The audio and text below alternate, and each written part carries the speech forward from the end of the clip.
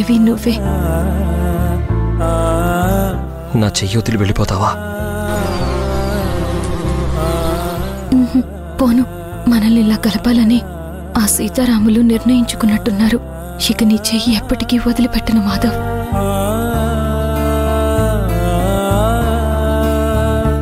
నువ్వంటూ నాతో ఉంటే ఇక ఈ జన్మకు ఆ దేవుణ్ణి ఏమీ కోరను.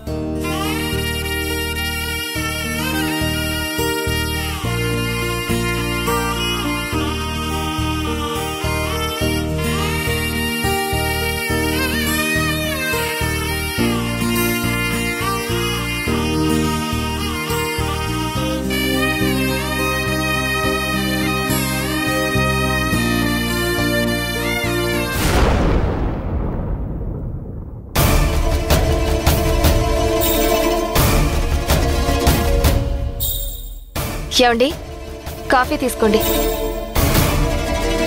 ఏమండి, కాఫీ. ఏంటి అంత దీర్ఘంగా ఆలోచిస్తున్నారు? నా కూతురు గురించి తప్ప ఇంకెవరి గురించి ఆలోచించకూడదు అనుకుంటున్నా కూడా ఆ రాఘవ వాళ్ళ గురించి ఆలోచించకుండా ఉండలేకపోతున్నాను జయ. కారణం ప్రశాంతంగా ఆనందంగా సాగిపోతున్న నా కూతురు జీవితంలోకి వచ్చిన ఆ కుటుంబం మనకెవ్వరికీ మనశ్శాంతి లేకుండా చేసింది. జరిగిన దాని గురించి వదిలేసేయండి. సర్లే, అన్నట్టు అడగడం మర్చిపోయాను. మన అమ్మాయి పెళ్లికని ఆ అలైక్యకు మనం బంగారం తీసిచ్చాం కదా, ఆ బంగారం తిరిగి తీసుకున్నావా?